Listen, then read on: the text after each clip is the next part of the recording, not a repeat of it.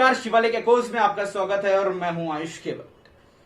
बात की जाए हमारे जम्मू कश्मीर केंद्रीय रियासत की, यहाँ पर हर दिन जो आंकड़े बढ़ रहे हैं कोरोना की, उससे लोग तो परेशान है ही। उसके साथ में आज हमारे साथ में इस ऐसे जम्मू कश्मीर के जाने माने फेस जुड़ चुके हैं जो हमेशा एक ऐसी आवाज लेके बुलंद 1-1.5 साल से इसकी परीक्षा कर रहे हैं, परिश्रम कर रहे हैं और एक ऐसी आवाज बन चुके हैं हमारे जम्मू कश्मीर की जो पेरेंट्स के लिए बात उठाते हैं। हाँ जी, ये वही है जो पेरेंट्स की आवाज बन के आज गूंज रही है और आज जो भी स्कूल है उनके लिए अब ये जो संघर्ष है वो चल रहा है और जो मुद्दे हैं, जितने भी मुद्दे हैं पेरेंट्स की, वो आज ये अपनी आवाज को बुलंद करके आज सबके सामने हैं। तो आइए उनसे रूबरू होते हैं और जानने की कोशिश करते हैं कि आजकल जो सबसे पहले जो प्रॉब्लम चल रही है इस दौरान भी, जिसका 1-1.5 साल से इन्होंने शुरुआत भी की थी, तो नाम उस शख्सियत का है। वैसे इंट्रोडक्शन देने की जरूरत नहीं है मगर फिर भी हम बता देते हैं, उनका नाम अमित कपूर जी हैं। सबसे पहले आपका स्वागत है सर हमारे चैनल में। Thank you so much sir. ये जो इशू है आपका कि प्रेसिडेंट को, मतलब आप प्रेसिडेंट भी हैं पेरेंट एसोसिएशन के, तो अभी मेन चीज जो हम देख रहे हैं कि आपको कोई ना कोई यहाँ पर ना हम देखते हैं कि वीडियोस में भी आपका एक इश्यू जो ट्रेंडिंग हो रही है, कोई फीस को लेके कोई इश्यूज हो रही हैं। जी, देखिए मैं आपको बताता हूं, ये जो प्राइवेट स्कूल और सीबीएसई स्कूल्स हैं, चाहे ऑल जम्मू कश्मीर में हमारे जितने भी स्कूल्स हैं, इनका सबसे बड़ा इशू, जो पहला इशू है, जैसा कि आप सब जानते हैं इस टाइम कोरोना लॉकडाउन चल रहा है। ठीक है, मैं हमेशा की बात करूंगा लेकिन आज का टॉपिक भी ले लूं। कोरोना लॉकडाउन चल रहा है, कोविड-19 से आम आदमी झुलस रहा है।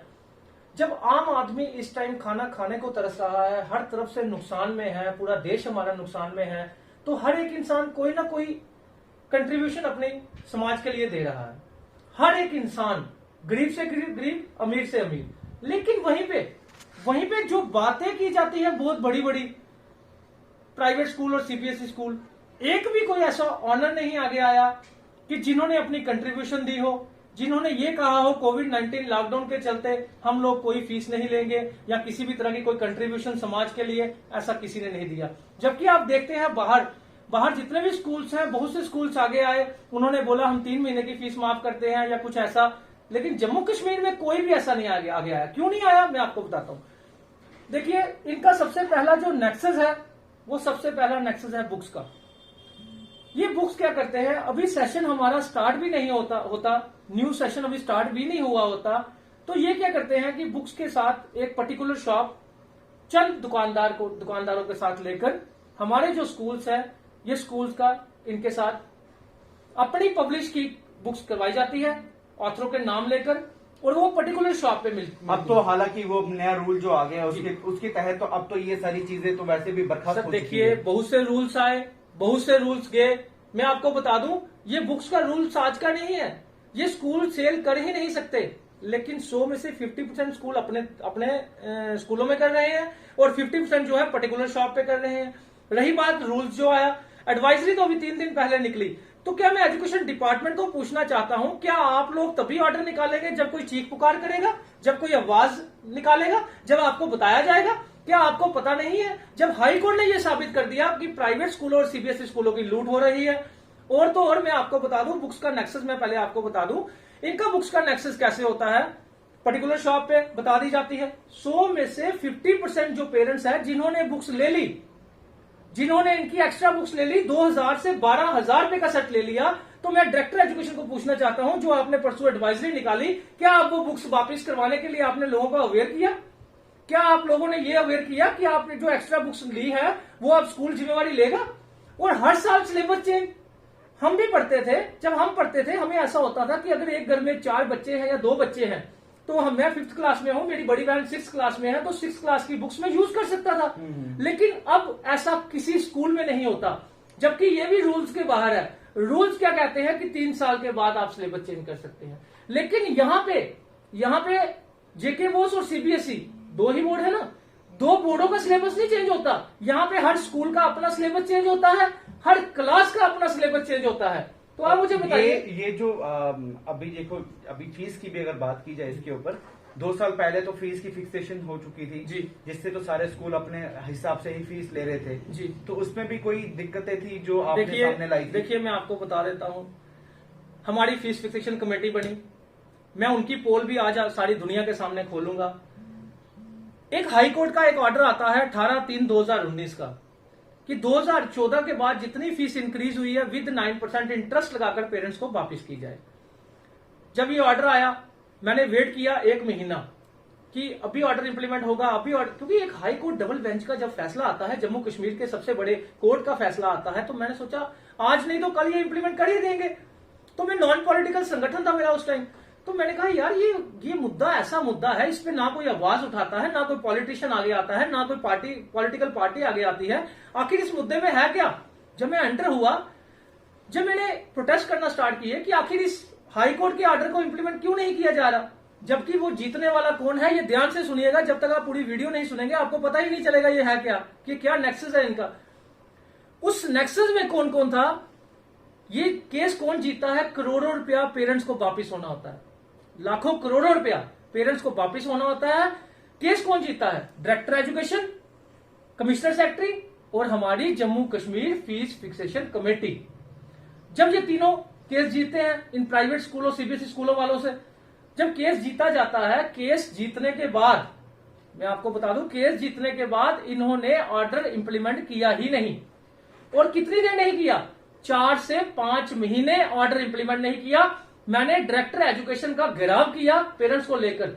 जब डायरेक्टर एजुकेशन का हमने घेराव किया 2 महीने के बाद, फिर जाके डायरेक्टर एजुकेशन के घेराव करने के बाद डायरेक्टर एजुकेशन के मुंह से निकला कि हाँ ऐसा ऑर्डर आया हुआ है, हम लोग ये लगे हुए हैं, हम बहुत जल्द पैसा वापस करवाएंगे। और हम लोग ये किस समय की बात है कि आपने जब ये प्रोटेस्ट किया था, आपने संघर्ष जो आपने उस समय पे किया था, इसको किए हुए कितना समय हो गया?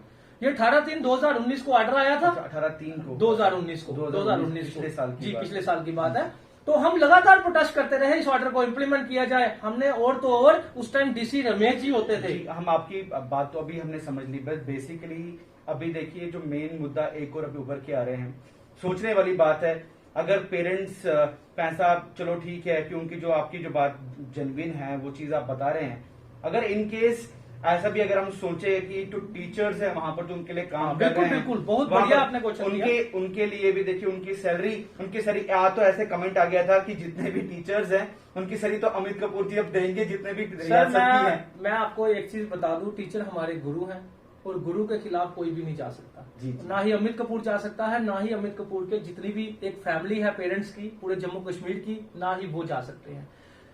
मैं बताता हूं आपको, देखिए मैंने गवर्नमेंट के आगे डिमांड रखी थी कि हम जितने भी पेरेंट्स हैं पूरे जम्मू कश्मीर के 50 से 60 लाख जितने भी पेरेंट्स हैं, 1,25,00,000 तो जनता है, आप 50 लाख पेरेंट्स लगा के चलिए, 50 लाख पेरेंट्स हैं, हम लोग 20 to 25% जो इनकी ट्यूशन फीस बनती है 20 to 25% मंथली के हिसाब से जो इनकी फीस बनती है उसमें से 20 to 25% देने के लिए तैयार है, जिससे टीचरों को आज जो डबल मेहनत करनी पड़ रही है ऑनलाइन स्टडी के लिए, उसमें हमारे पेरेंट्स भी काफी नुकसान हो रहा है। नुकसान क्या हो रहा है, 2G की वजह से। मैं उसमें टीचरों का कसूर नहीं दूंगा, लेकिन टीचरों की सैलरी के लिए हमारा एक भी कोई पेरेंट्स ऐसा नहीं जो 20 to 25% मंथली फीस देने के लिए तैयार नहीं। लेकिन एक भी स्कूल इस चीज को नहीं मानता। वो क्यों नहीं मानता? क्योंकि प्राइवेट स्कूलों की जो बुक है, सीबीएसई स्कूलों की जो बुक है, वो सिर्फ टीचरों की सैलरी देने का तो एक बहाना है। अगर उनको टीचरों की सैलरी देने का बहाना है तो टीचरों की सैलरी के लिए तो हम 20 से 25% बेसिकली अगर बात भी है कि बिकॉज जम्मू में भी, हमारे जम्मू रियासत में भी, केंद्रीय रियासत में अलग अलग स्कूल हैं, उसमें बड़े स्कूल भी हैं, छोटे स्कूल भी हैं।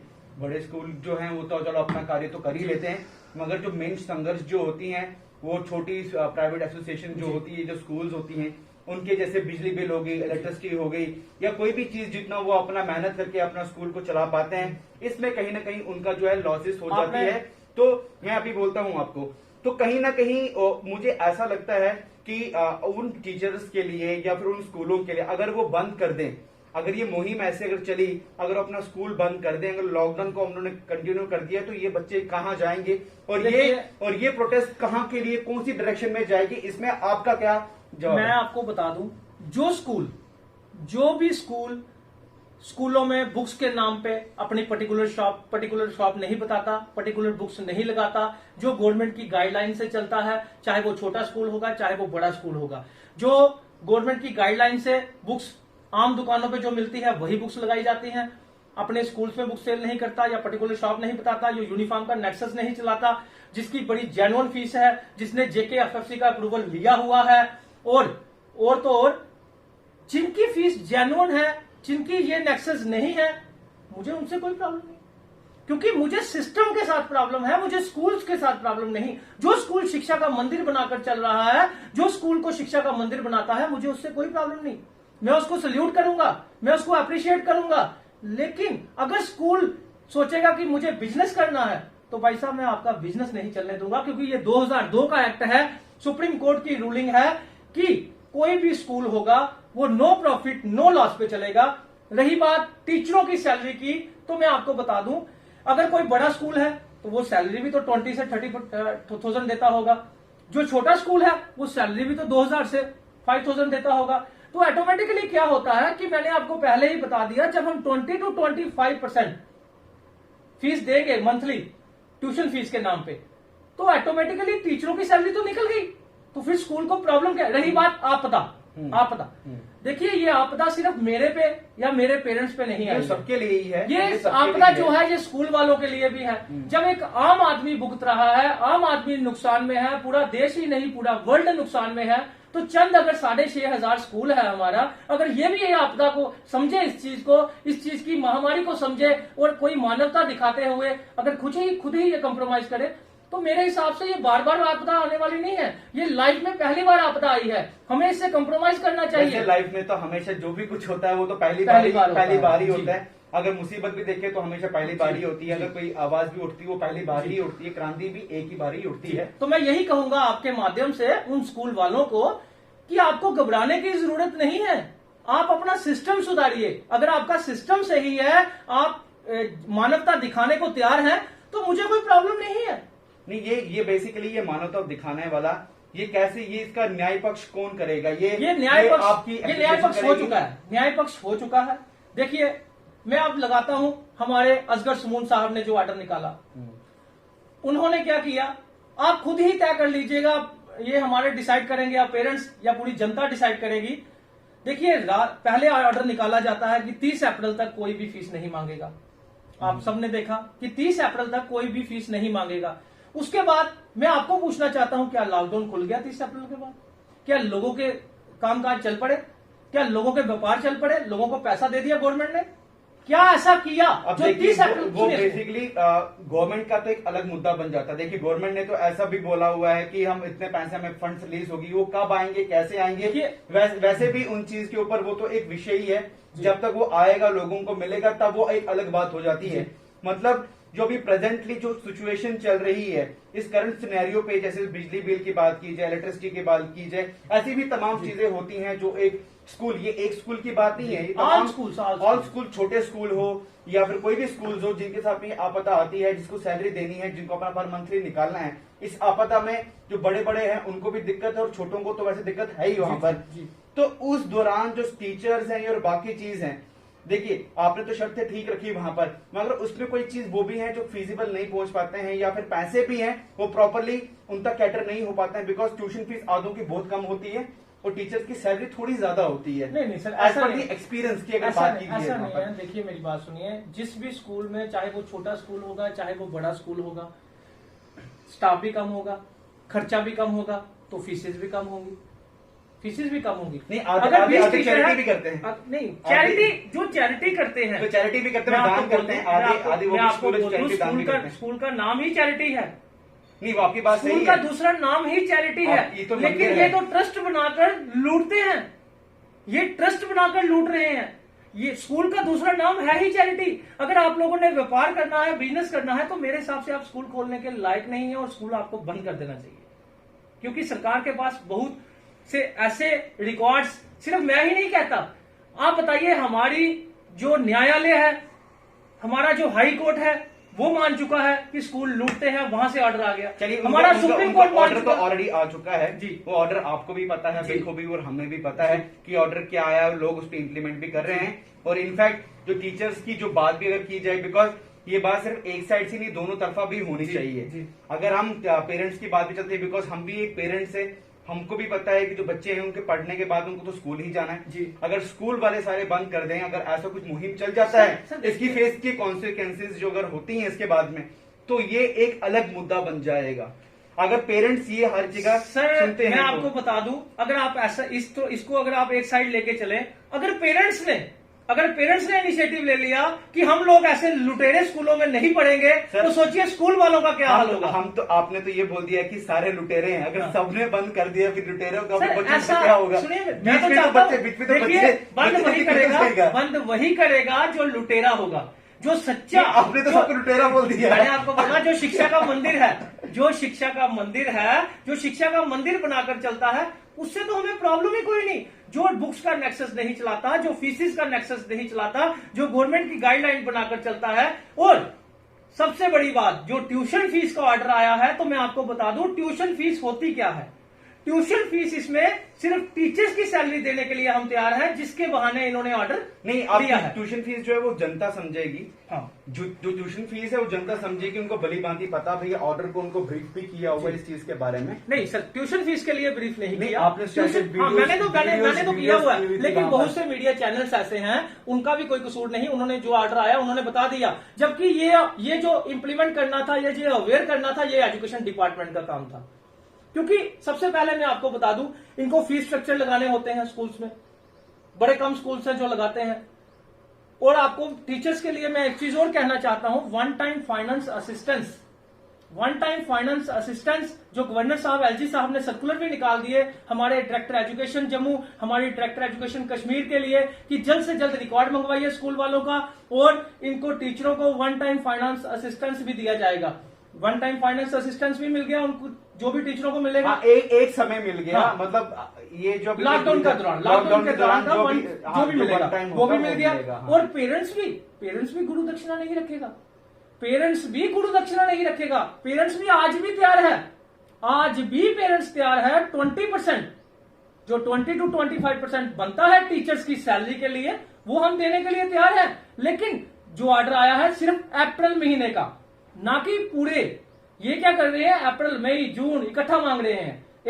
ये तो कुछ स्कूल्स ऐसे हैं ये एनुअल चार्जेस भी मांग रहे हैं, कुछ स्कूल्स ऐसे हैं जो न्यू एडमिशन भी ले रहे हैं, जबकि कोई फीस इस टाइम नहीं ले सकते। शायद इन स्कूल वालों को ये नहीं पता कि राइट टू एजुकेशन 2-4-5 दिन में लागू होने वाला है हमारे जम्मू कश्मीर में। तो राइट टू एजुकेशन के बाद तो 25% जो 20% जो बच्चे हैं, गरीब के बच्चे भी योद्धा बल में पढ़ेंगे, केसी इंटरनेशनल में पढ़ेंगे, बड़े बड़े स्कूलों में पढ़ेंगे। ये बात आपने जो बताई है अभी, चलिए जो भी आपने लोगों तक ये बात भी पहुंच गई है, इसको अगर हम एक शॉर्ट लाइन में अगर देखा जाए, 2 टुक के बातों के साथ अगर हम बात किया जाए, अगर आपसे कुछ अगर डिमांड की, मतलब आप जो डिमांड कर रहे हैं, जो अभी आप बता रहे हैं, इसको 2 चंद शब्दों में आप इसको कैसे इसको आप तर्क दे सकते हैं? क्योंकि आज के दौरान में इतनी बातें सुनने के बाद भी लोगों को समझ में नहीं आता, या किसी को समझ में नहीं आता कि बेसिकली बात क्या हो रही है। देखिए इसमें 2 टुक में, 1 मिनट पहले इसकी 2 टुक में आप कैसे बता सकते हो?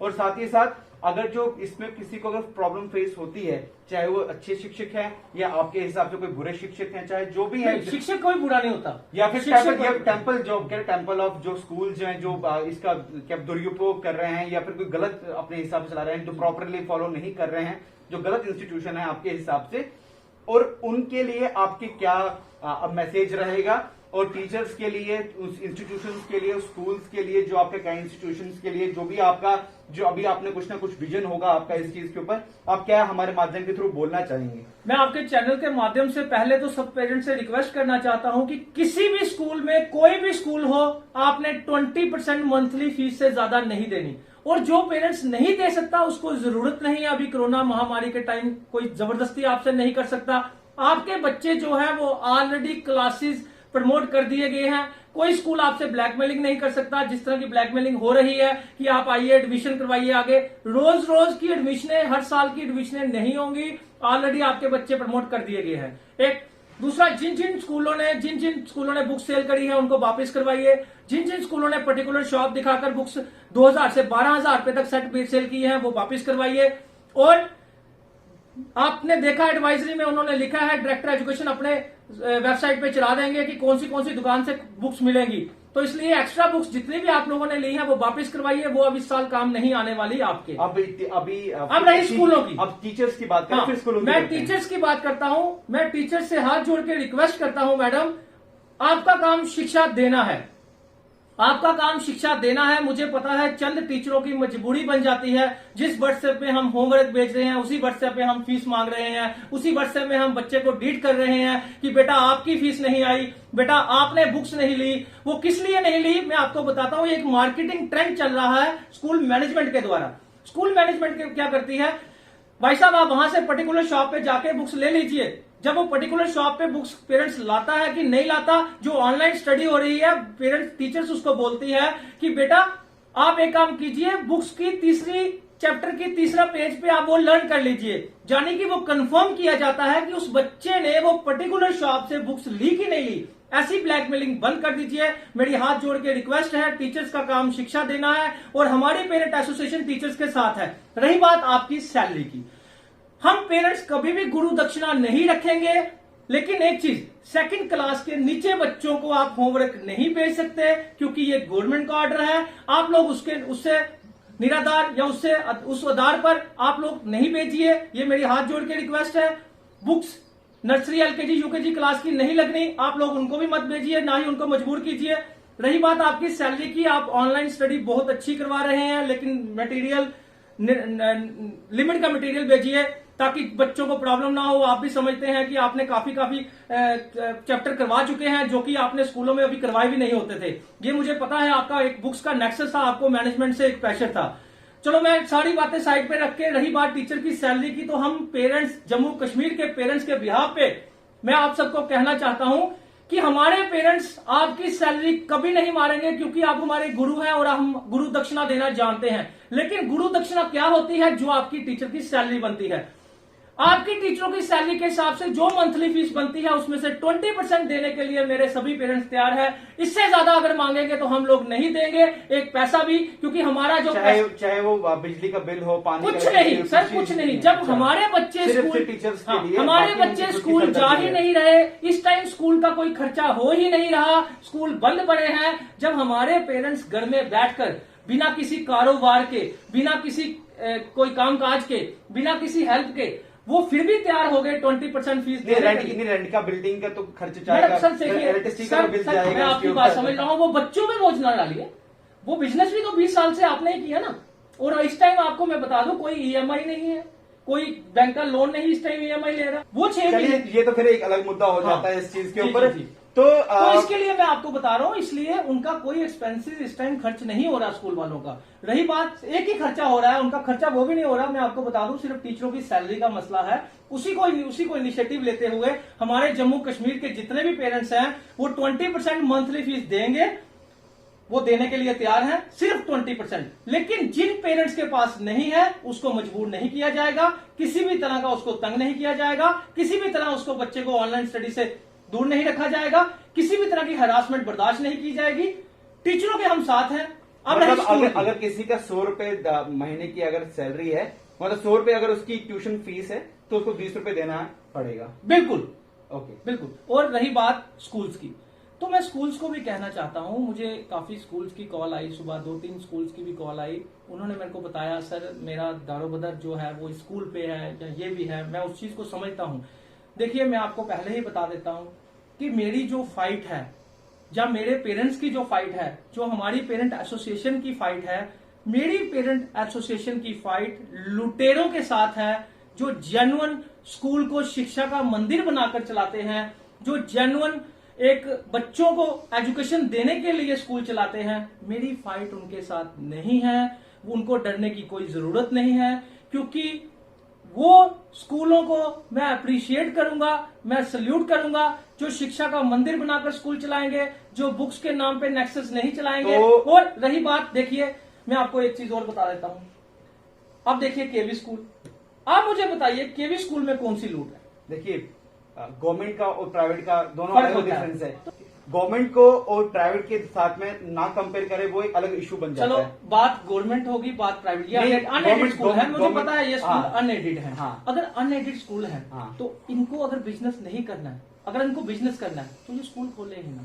क्योंकि स्कूल का मतलब ही नो प्रॉफिट नो लॉस है। और ये सुप्रीम कोर्ट की गाइडलाइन है, ये 2002, 2008, 2010 इन्होंने टाइम टू टाइम एक फैसला हमेशा सुप्रीम कोर्ट बोलता आया कि स्कूल अगर आप भाई साहब आपने चलाना है तो नो प्रॉफिट नो लॉस। तो ये थे हमारे अमित कपूर, जिन्होंने सीधे बता दिया है कि नो प्रॉफिट नो लॉस के साथ में स्कूल चलेगा।